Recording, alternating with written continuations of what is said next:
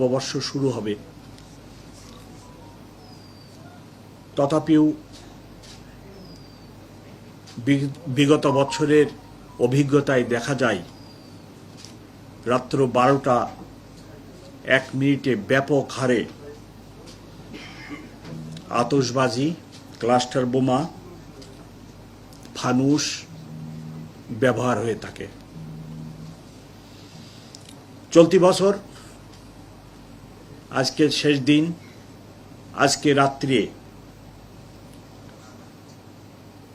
একই ধরনের ঘটনা ঘটার আশঙ্কা আছে। সেই জন্য আজকে আমরা এই ব্রিফিংয়ের আয়োজন করেছি এবং এবছরই এই ব্রিফিংয়ের ব্যতিক্রম হচ্ছে পরিবেশ মন্ত্রণালয়ের অতিরিক্ত সচিবের উপস্থিতি এবং উনি আপনাদেরকে আতশবাজি, শব্দ দূষণ এবং অন্যান্য এই ধরনের কার্যক্রমের কি বিরূপ প্রতিক্রিয়া হয় মানুষের দেহে এবং পরিবেশে সেটা বিস্তারিত বলেছেন।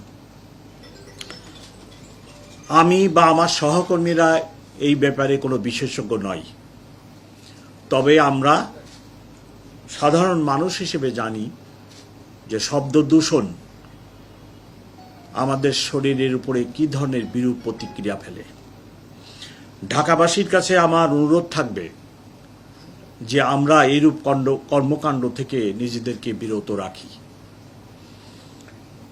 আমাদেরকে ভাবতে হবে যে বাসার ছাদে আমরা এই কর্মকাণ্ডটি করি, সেই বাসার ছাদের ইমিডিয়েট নিচতলায় একজন 80 বছরের বৃদ্ধ লোক হয়তো অনেক কষ্টের পরে একটু ঘুমানোর চেষ্টা করছেন,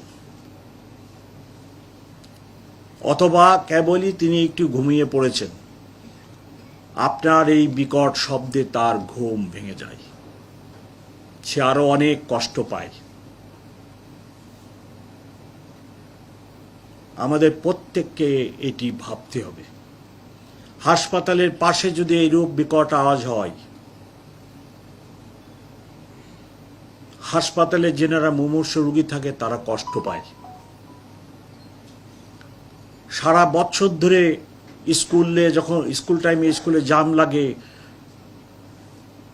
আমাদের ড্রাইভার সাহেবরা সমানে হর্ন বাজায়। উনি